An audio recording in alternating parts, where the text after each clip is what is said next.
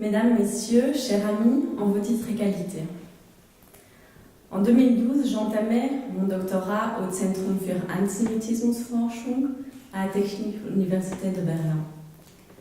Notre groupe de recherche s'intéressait à l'impact de la Première Guerre mondiale, mais surtout la radicalisation de l'antisémitisme après la Première Guerre mondiale en Europe.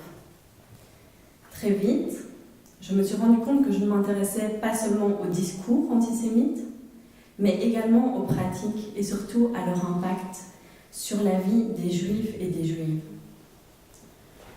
Dans le cadre de ma thèse, il s'agit de la vie des Juifs étrangers de Kuregem de 1880 à 1930.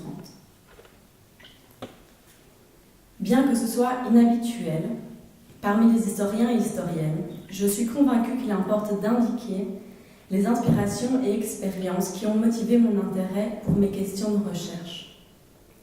Cette conviction est le fruit d'une réflexion provoquée d'une part par le débat courant dans les post-colonial studies sur la légitimité de travailler sur l'histoire de l'Afrique en tant que blanc, et d'autre part du fait que beaucoup de personnes me posent des questions sur mes origines lorsqu'ils apprennent que je travaille sur l'antisémitisme.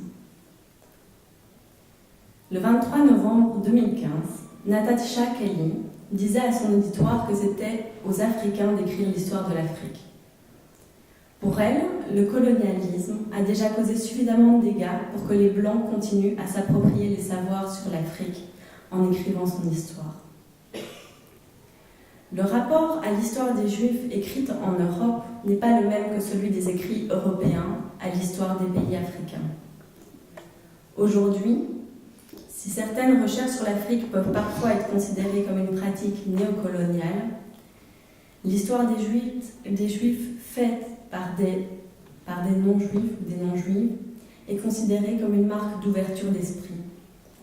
Comme Pascal Falek l'indiquait, le fait que des non-juifs travaillent sur ce sujet montre qu'il s'est académisé, qu'il possède aujourd'hui une certaine légitimité dans le milieu académique et qu'il profite d'une certaine audience.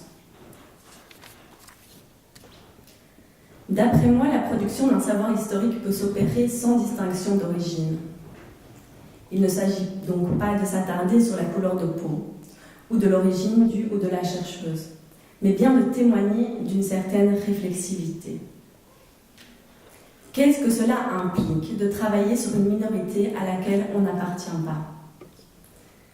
Cette question était sans cesse actualité par une expérience devenue banale depuis que j'ai commencé ma thèse.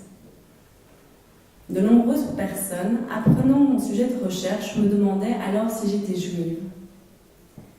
Devant cette situation, on peut l'imaginer inconfortable dans le cadre d'une discussion académique, je me trouvais à expliquer que je suis issue de l'immigration marocaine de tradition musulmane.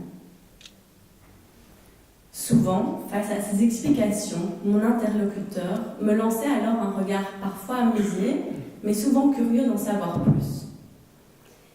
Suivait alors la réflexion inévitable qui était généralement sous-jacente à la question posée antérieurement.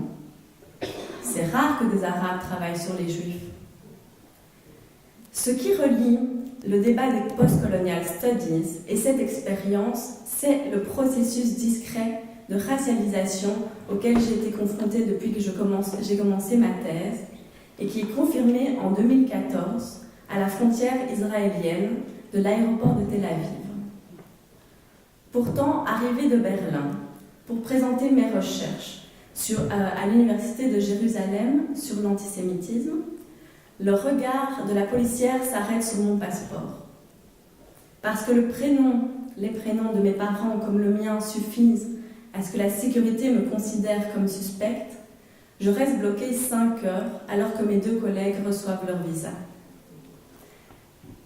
Comme les étrangers juifs de Kuregem, que je m'identifie ou non à mes origines, nationales ou religieuses, il y aura toujours d'autres personnes, pas pour autant mal intentionnées, qui m'identifieront à partir de ces origines et pourraient alors me stigmatiser.